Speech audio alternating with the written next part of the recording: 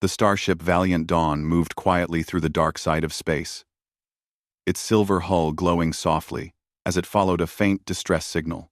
For 3 days, the crew had listened to the repeating message.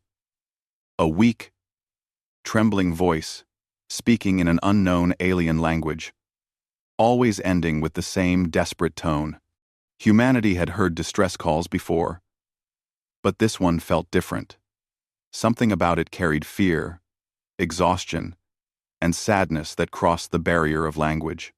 Captain Rhea Morgan stood on the bridge with her hands behind her back, her eyes fixed on the holographic star map. She was known for being calm, even in the most stressful situations, but today, her face was tense. "Distance to the signal source?" she asked. 2 million kilometers, replied Lieutenant Hayes. "We'll reach orbit in 20 minutes. Rhea nodded. "Keep scanning for life.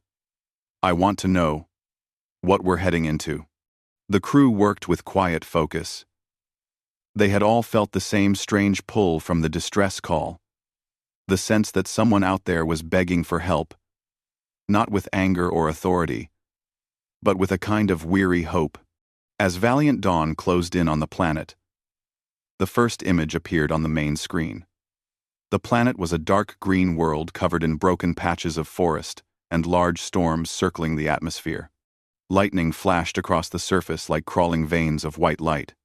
"It's beautiful and dying," Dr. Elias Ward whispered. The ship's biologist had spent his entire life studying alien ecosystems, but he had never seen a world that looked alive and sick at the same time. Hayes zoomed in. The images became sharper, forests turning yellow, rivers reduced to thin, muddy lines, and entire regions covered in dark ash, still smoking. "It looks like ecological collapse," Dr. Ward said. "The whole planet is failing." Another voice came from the science station. "Sir, multiple life signs detected, but very weak. Most populations appear to be declining fast." Rhea took a slow breath. "And the distress call? It's coming from the largest population center," Hayes answered. "A structure deep underground. The readings suggest tunnels, chambers, maybe a hive network." Everyone looked at each other. A hive suggested insectoid life. Intelligent insectoid life was rare and fragile. Rhea spoke with firm clarity. "Prepare a shuttle. I want a small landing team. We need to see who needs help." The shuttle touched down on a flat, stone-like surface near a large crater. The air outside was thick with dust, making the sky look hazy and orange. Captain Rhea, Dr. Ward, Hayes, and 2 security officers stepped onto the ground in full protective suits. Their boots sank slightly into a soft layer of ash. "Air toxicity too high," Ward said, checking his scanner. "If we stayed unprotected, we would be unconscious in minutes." Ahead of them, the entrance to the underground structure waited like a giant open mouth. The walls were made of hard, dark material that didn't look natural. It was something grown, not built an organic structure shaped by intelligent hands. Or claws. Rhea tapped her helmet radio. "This is landing team. We're going inside." The team moved carefully through the entrance tunnel. Strange patterns covered the walls, faintly glowing a soft blue, like veins carrying light. The deeper they walked, the more they felt a low hum through the floor, as if the hive itself were breathing. After several minutes, they reached a great chamber. There were tall structures around the room that looked like pillars made from layered shells. Between the pillars stood several alien figures, thin, long-limbed insectoid beings with large, dark eyes. Their bodies were covered in a smooth, chitin-like armor that glowed slightly in patches. But what shocked the humans most was their condition. Many of the aliens were weak. Some lay on the ground, breathing shallowly. Others leaned against pillars as if their strength was fading. The entire chamber smelled faintly of something metallic and bitter. One alien stepped forward. It moved carefully, as though every motion caused pain. When it reached them, It bowed deeply. Dr. Ward watched carefully and whispered, "They understand we're intelligent. Maybe they called for us." Rhea raised her hand slowly, showing she meant no harm. The alien spoke in a clicking, flowing language. The translator at Rhea's belt struggled, then produced a stuttering voice. "Humans, welcome, help, needed." The voice cracked, faded, then returned. "Queen, dying, world dying." Rhea exchanged a quick look with Ward. "Ask them what happened." Ward used a small translation pad. It wasn't perfect, but it adjusted quickly to new languages. He typed in, "We want to help. What is killing your world?" The alien read the message, then turned and gestured for them to follow. The team stepped deeper into the hive, walking through tunnels shaped like giant rib cages. The hum in the walls grew stronger, mixed with a sound like distant breathing. Eventually, they entered a long hall lined with crystal-like containers. Inside each one glowed a pale blue liquid. Ward approached one container. "It's biological," he said softly, scanning it. "This is some kind of nutrient solution. Very advanced. It has nanobiotic properties." Rhea frowned. "Is this what's keeping them alive?" The alien nodded slowly, using the translator again. "Queen creates life, milk, protection, healing, survival." Ward's eyes widened. "So this is what the distress call mentioned. Alien queen milk. It's not literal milk. It's a biological fluid produced by their queen to keep the species healthy." Rhea nodded. "A survival resource." The alien lowered its head, the translator struggling to keep up. "Queen sick. No milk. People dying. Toxins rising. Air poison. We will fall." As if to emphasize the words, a sudden tremor shook the hive. Dust fell from the ceiling. One alien nearby collapsed, and two others rushed to help. Rhea stepped forward, voice steady. "Take us to the queen." The central chamber of the hive was enormous. It felt alive, like stepping inside a giant heart. The walls pulsed with soft light, and at the center stood a structure that looked like a combination of a nest and a throne. Resting within it was the queen. She was larger than the others, twice the height of a human, with a body made of layered crystal-white armor. Her eyes glowed faint blue, but her breathing was slow and heavy. Her limbs trembled with every movement. The glow from her body flickered like a dying flame. Ward stepped forward, scanning quickly. His face turned grim. "She's infected with something," he said. "A pathogen. Unlike anything I've seen. It's attacking her organs and shutting down her ability to produce the fluid that keeps her species alive." Rhea asked, "Is it dangerous to humans?" Ward hesitated. "Possibly. The pathogen is highly adaptive." One of the Siraxi, now clearly the name of the species, placed a hand on the queen's arm and spoke into the translator. "Help. Please. Save her. Save us." Rhea felt the weight of responsibility fall onto her shoulders. Humanity had come so far into the galaxy searching for life, and now life was begging them to do something. Not for political gain, not for power, for survival. She turned to Ward. "What do we need to save her?" Ward looked shocked. "Captain, we don't have the equipment for this. Her biology is completely different. If we treat her incorrectly, we could kill her." "Then what do we need?" Rhea repeated firmly. He swallowed. "A full xenobiology lab. More samples of the queen milk. And time. Days. At least." Rhea exhaled slowly. Time was the one thing this dying world did not have.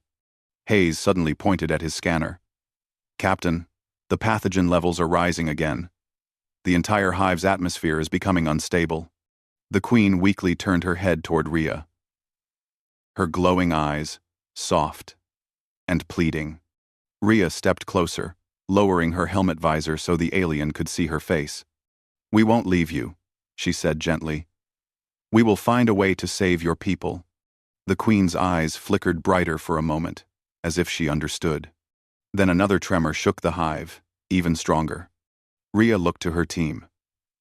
Everyone back to the shuttle. We bring the valiant Dawn into low orbit and set up a mobile lab.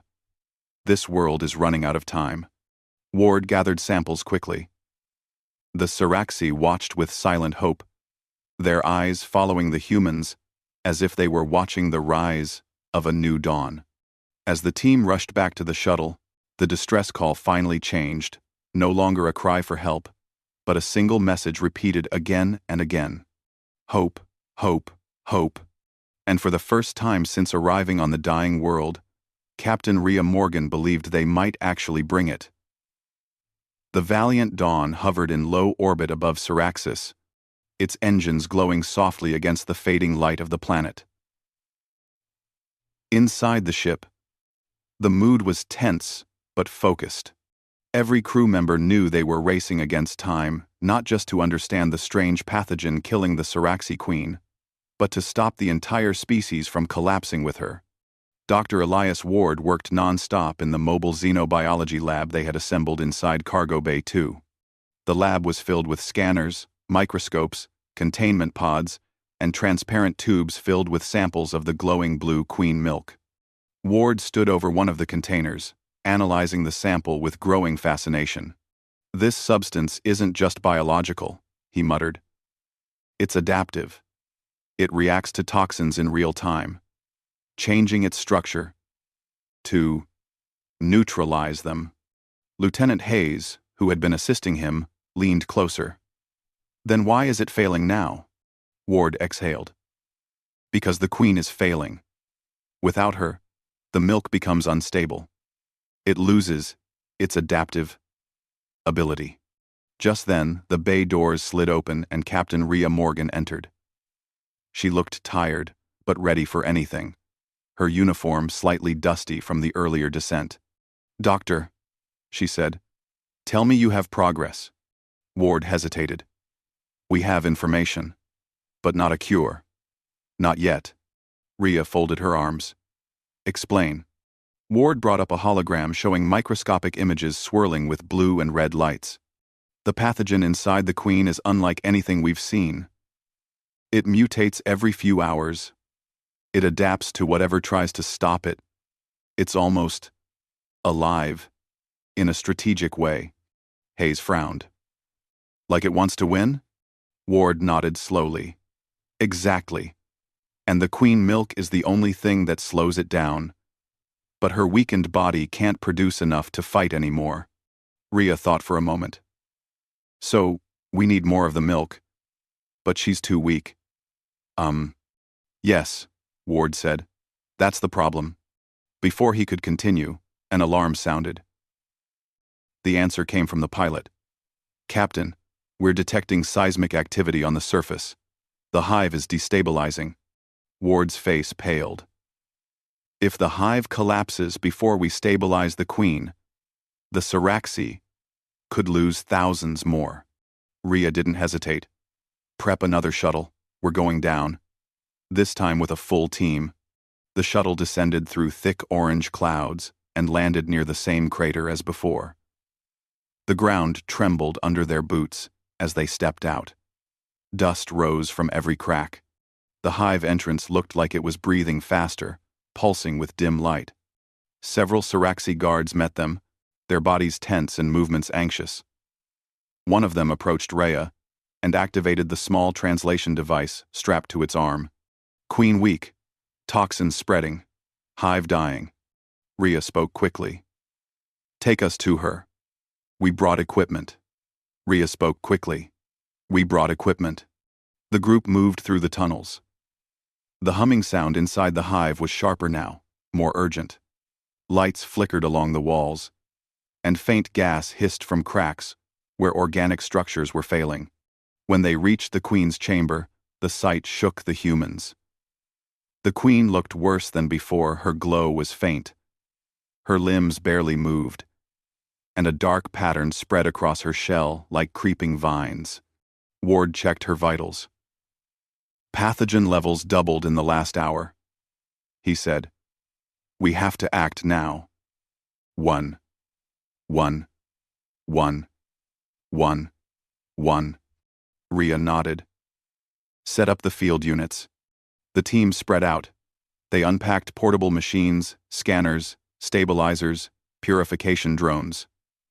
The machines hummed to life, casting a pale blue light over the chamber. Ward placed a small tube against the Queen's arm. It glowed as it drew a new sample. Suddenly, the Queen stirred. Her eyes flickered open, and she spoke in a soft voice through the translator. "Humans, brave, help us." Rhea stepped closer, keeping her voice gentle. "We're going to try." Ward began analyzing the new sample. His eyes widened. The pathogen has merged with her internal systems. It's attacking everything: organs, nerves, immune cells. Hayes looked at him. "So what do we do?" Ward bit his lip. "There's only one chance. We need to go deeper into the hive." Rhea raised a brow. "Why?" Ward pointed toward a map of the hive displayed on his tablet. "The Queen is connected to the deepest chambers through a biological network. If we reach the core chamber, where new milk is stored and purified, we might find what we need to create a synthetic stabilizer." Rhea nodded slowly.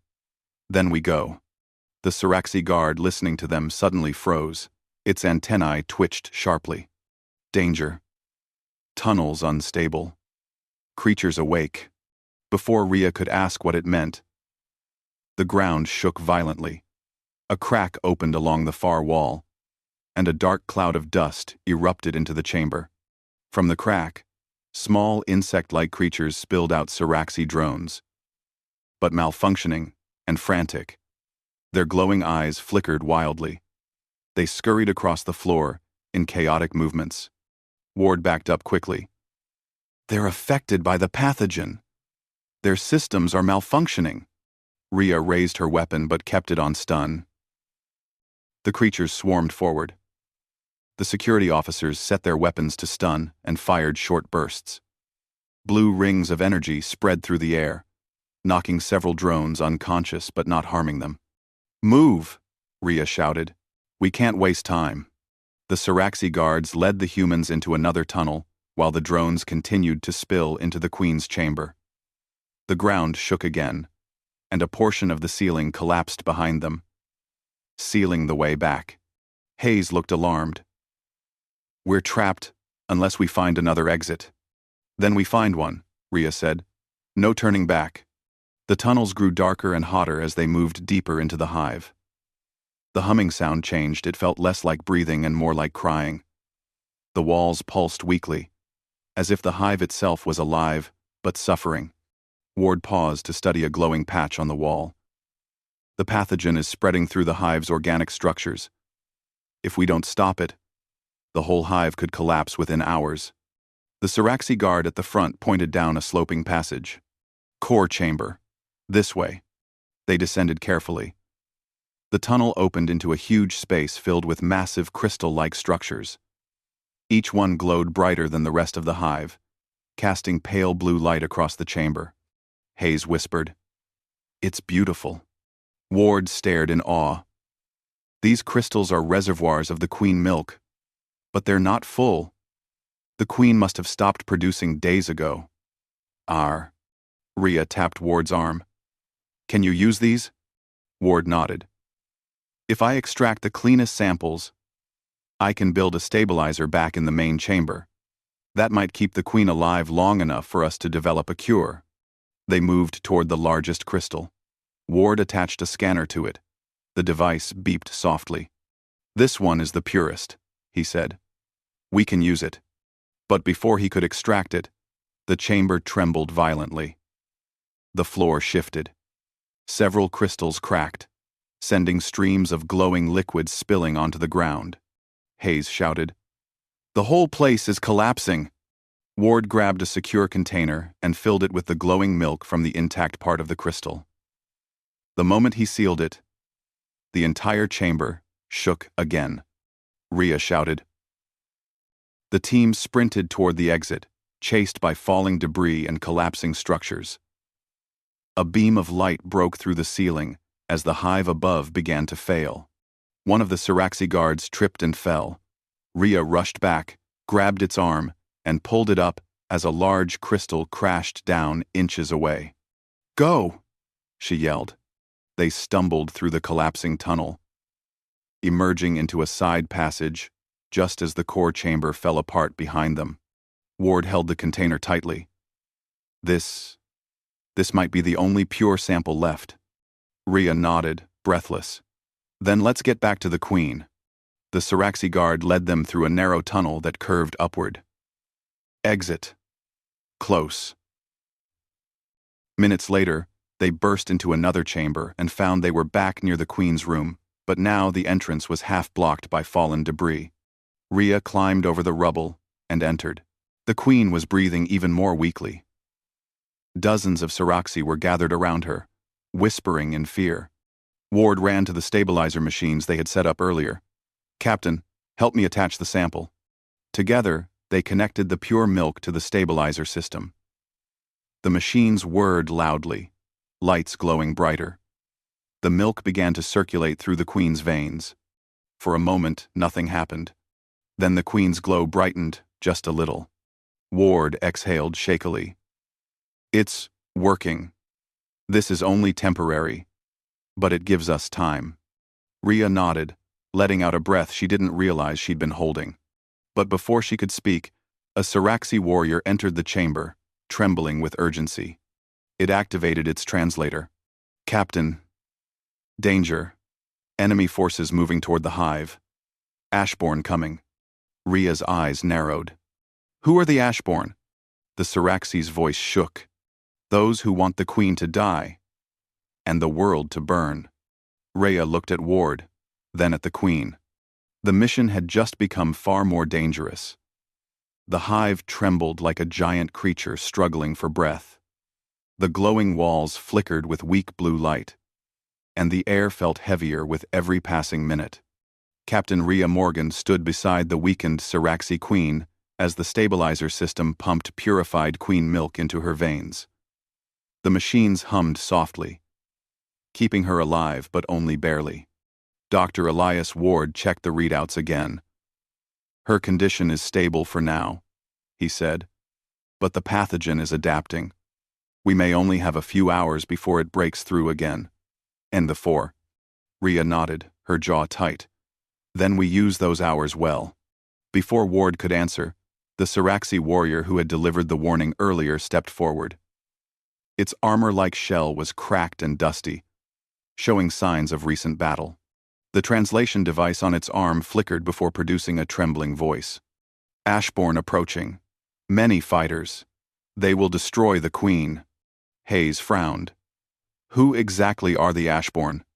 The warrior lowered its head. "Siraxi, who believe our world must die, so it can be reborn. They think the Queen's death is the first step." Rhea felt a chill. "So they're extremists. Dangerous ones," Ward added. "If they destroy the Queen, everything we've done will mean nothing." A distant rumble echoed through the tunnels. Dust drifted down from the ceiling. "Captain," Hayes said softly, "they're already inside." Rhea stepped forward, her expression firm. "Then we make our stand here. This hive, this Queen, this is the heart of Siraxis. If we lose it, we lose everything." The Siraxi warrior nodded. "We fight with you." Rhea turned toward her officers. "Hayes, set up barricades at the main tunnels. Ward, prepare the stabilizers for impact waves. If the machines fail, the Queen dies." Ward nodded quickly. "Understood." The humans and Siraxi moved swiftly. Security officers dragged large pieces of organic debris to block the tunnels. Siraxi guards spread glowing resin across the floor, forming traps that would slow intruders. The hive itself seemed to sense the danger. The walls pulsed faster, as if afraid. When everything was ready, Rhea took her position near the main entrance tunnel. Blaster held steady. Hayes and 2 Siraxi guards stood beside her. The air was tense and silent, except for the faint hum of the stabilizer machines in the Queen's chamber behind them. Then, the lights flickered, and the enemy came. The first Ashborn warriors emerged from the darkness like shadows made real. Their bodies were similar to the Siraxi guards, but their armor was blackened by ash and fire. Their eyes glowed red instead of blue, reflecting madness and determination. Some carried bone-shaped weapons. Others had sharpened claws coated in toxins. They hissed and shrieked as they charged. "Hold the line," Rhea shouted. Hayes fired first, a stun bolt crackling through the air and striking an Ashborn warrior. It fell, twitching, then crawled again. Relentless, a Siraxi guard leaped forward and tackled the creature, pinning it down. More Ashborn rushed the barricade. They slammed into the debris pile, clawing and striking. The organic walls shook under their force. Rhea fired again, stunning 2 more. A Siraxi guard used a glowing spear to block an Ashborn claw strike. Sparks flying where chitin scraped against chitin. Despite the chaos, Rhea noticed something strange. The Ashborn did not attack randomly. They were pushing toward the center tunnel, the one leading directly to the Queen. "They're targeting her," Rhea said, lowering her voice. "They know she's the key." Quote. Hayes nodded. A loud, cracking sound echoed through the hall. One Ashborn warrior tore a hole in the side wall, using a toxin-covered claw. It tried to slip through, heading straight for the Queen's chamber. Rhea reacted instantly. She dashed forward, sliding across the floor, and firing a stun shot that struck the creature directly in the chest. It collapsed in a heap, but more Ashborn were coming, too many.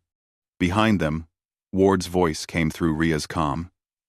"Captain, the stabilizers are going unstable. There's too much vibration." "Hold on," Rhea replied. "We're doing what we can." The barricade shook as another wave of Ashborn slammed into it. A Siraxi guard was thrown backward, crashing into the wall. Hayes pulled the guard up just in time as an Ashborn tried to strike again. Rhea gritted her teeth. "Fall back to position 2. They retreated several meters to a second barricade built from fallen hive supports. The Ashborn surged forward, climbing over the first barrier like a living wave. "Ward," Rhea said into her comm, "how long can the Queen last?" Ward's voice sounded strained. 15 minutes, maybe 20. If the stabilizers fail again, she could slip into shock. Rhea's heart pounded. "Then we end this quickly." The second clash was even more brutal. Ashborn warriors leaped from the walls, dropping from above like falling shadows. Hayes rolled aside as one landed where he had been standing a second before. Rhea fired point blank, stunning the creature, but another immediately lunged at her from behind. She ducked, feeling claws swipe the air above her head. A Siraxi guard tackled the attacker, both rolling across the floor. The guard jabbed its glowing spear into the Ashborn's arm, shocking it unconscious. "Captain!" Hayes shouted suddenly. Rhea turned and saw the largest Ashborn warrior she had ever encountered stepping into the hall. Its body was heavily armored, its eyes bright red with fury. Large plates of hardened chitin covered its shoulders like shields. A crackling toxin dripped from its claws, burning holes wherever it fell. "Destroy." "The Queen," the creature hissed through a broken translator. Rhea raised her blaster. "Not happening." The creature rushed forward with terrifying speed. Rhea dodged left as the warrior slammed into the wall, cracking it. Hayes fired multiple shots, but the creature barely slowed. A Siraxi guard leaped onto its back, trying to hold it down, but the Ashborn shook the guard off with a single, violent twist. Rhea saw an opening. She sprinted forward and pulled a heavy support beam from the collapsed wall. With all her strength, she swung it like a bat. The beam struck the Ashborn's head with a loud crack. The creature stumbled. Hayes fired again, this time hitting the creature directly in the chest. The Ashborn warrior dropped to the floor, unconscious at last. Rhea breathed heavily, sweat dripping down her face. Is that all of them? A distant roar came from deeper in the hive. The Siraxi guard shook its head. More coming. Many more. Rhea steadied her weapon. Then we make our final stand at the Queen's chamber. They retreated to the last corridor, where the Queen lay protected by stabilizers and glowing shields. The remaining Siraxi guards formed a tight circle around her. Ward stood beside the machines, hands shaking as he tried to keep the stabilizers running. "Captain," he said, looking terrified. "The pathogen is fighting back faster than the machines can handle." "How long?" Rhea asked. Ward shook his head. "Maybe 10 minutes. And that's only if the Ashborn don't break through." As if answering him, another wave of Ashborn appeared at the far end of the corridor.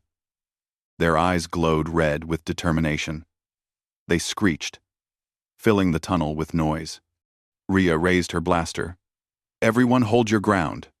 The final battle erupted with explosive force. Ashborn warriors threw themselves at the defenders. The humans and Siraxi fought side by side, pushing back with everything they had. Rhea stunned one Ashborn after another, but they kept coming. Hayes wrestled a warrior to the ground. A Siraxi guard blocked a claw strike and countered with a precise jab. The corridor filled with dust, sparks, and desperate cries. Through the chaos, Rhea suddenly heard something, a soft, weak voice. "Enough." She turned. The Queen, despite her weakness, had raised her head. Her glowing eyes flickered as she looked at Rhea. "Memory must not die." Rhea stepped closer. "We won't let it." The Queen's fingers trembled as she touched the stabilizer tube containing the milk. Inside, the milk, our history, our ancestors, all lives, all knowledge. Rhea froze. "The milk contains your memories?" The Queen nodded slowly. "If I die, everything dies." Before Rhea could respond, a thunderous roar filled the corridor. The last and strongest Ashborn warrior stepped forward, pushing past the stunned defenders. Rhea lifted her blaster. But she wasn't fast enough. The Ashborn leaped, and the fate of Siraxis hung in a single heartbeat. The final Ashborn warrior leaped forward like a dark missile. Its claws glowed with burning toxin, its red eyes fixed on the weakened Queen. Captain Rhea Morgan threw herself in front of the alien matriarch, raising her blaster, but she knew she was too slow. The creature was already in the air. Before it reached her, a blur of motion struck from the side. The Siraxi guard who had escorted them earlier launched itself at the Ashborn, tackling the attacker in mid-air. The two crashed to the ground in a violent roll. Dust exploded around them as they struggled, claws scraping against chitin, sparks flashing where armor clashed. "Keep fighting," Rhea shouted, rushing to help. The Ashborn warrior overpowered the guard with brute strength, slamming it against the wall.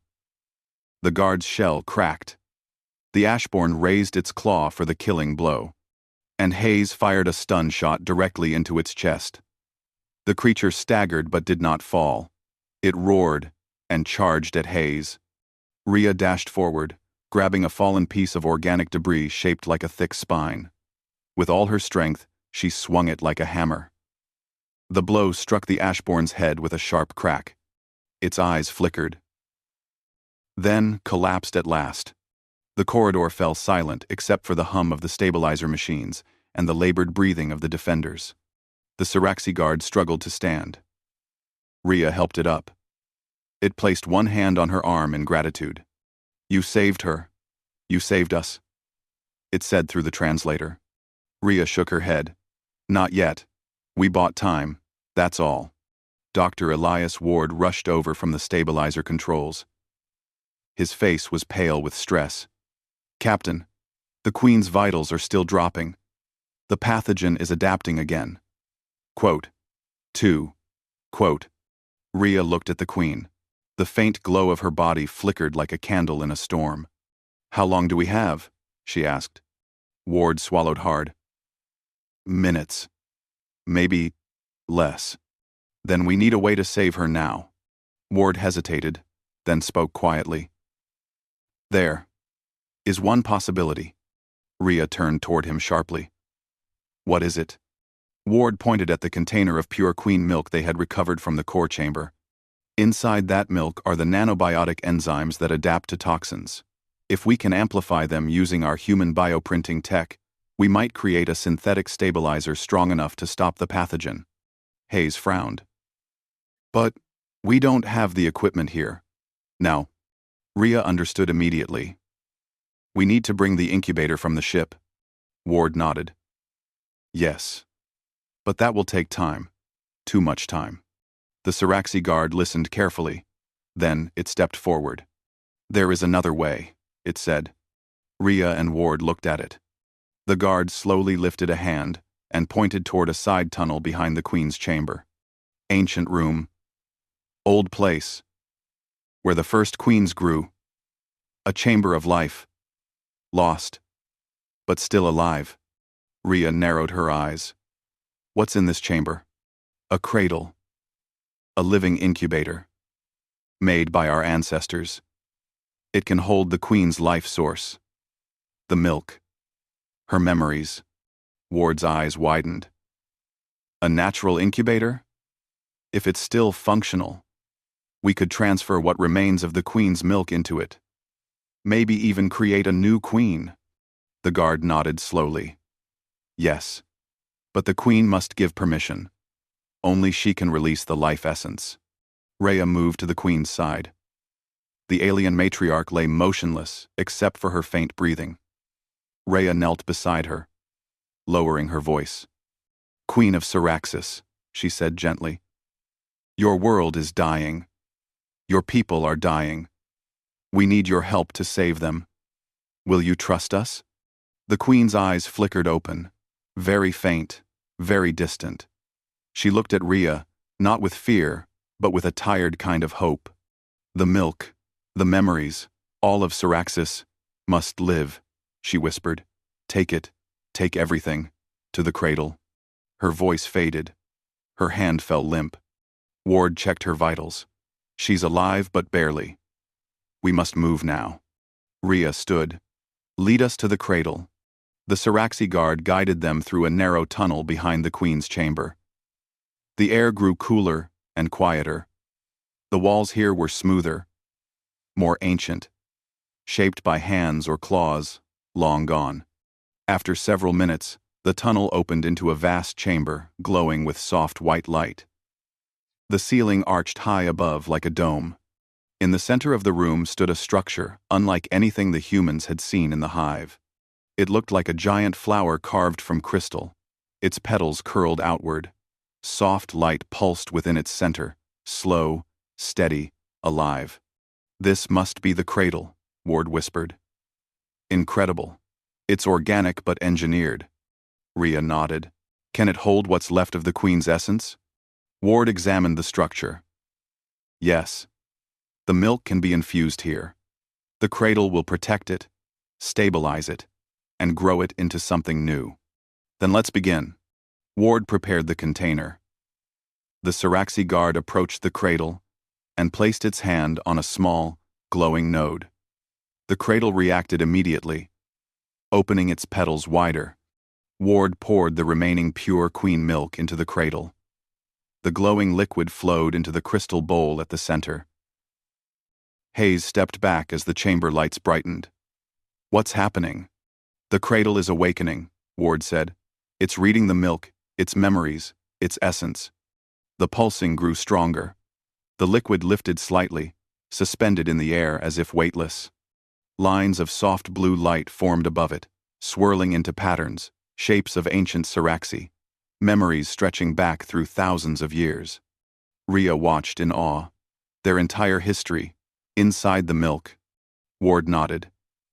If the Queen dies, all this disappears forever. But if the cradle succeeds, a new queen will be born with all that knowledge. The Siraxi guard bowed its head. Our future, our past.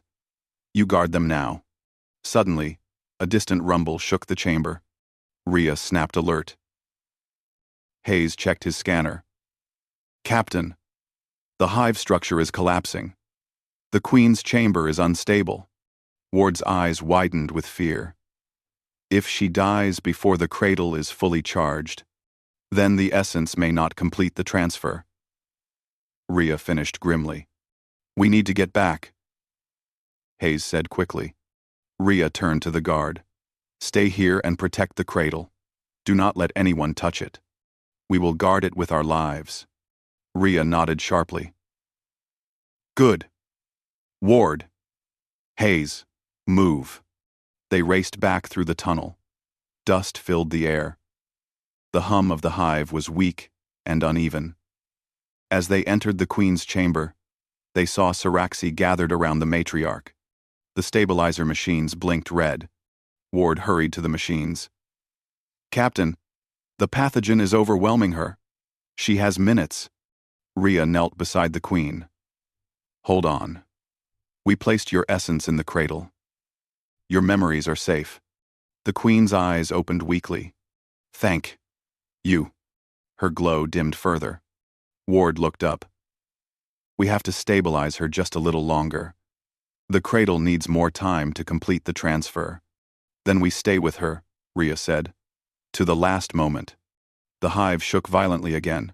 Pieces of the ceiling crashed down. Several Saraxi shielded the Queen with their bodies. Hayes pointed upward. Captain, we need to evacuate soon. But Rhea didn't move. She held the Queen's hand gently. Just a few more minutes. Ward watched the monitor. The cradle's signal blinked. Transfer at 90%, he said softly. 95. The Queen's breathing slowed. Rhea whispered, Please, stay with us. The monitor beeped. 100%, Ward breathed. The cradle has the full essence. Ward. 1. The Queen exhaled one last breath. The glow faded from her eyes. She went still. A soft silence filled the chamber. Rhea bowed her head. The Saraxi bowed as well. Our Queen, one whispered. Ward touched Rhea's arm. Captain, she's gone, but her essence lives. The cradle will grow a new queen. The hive shook again, harder.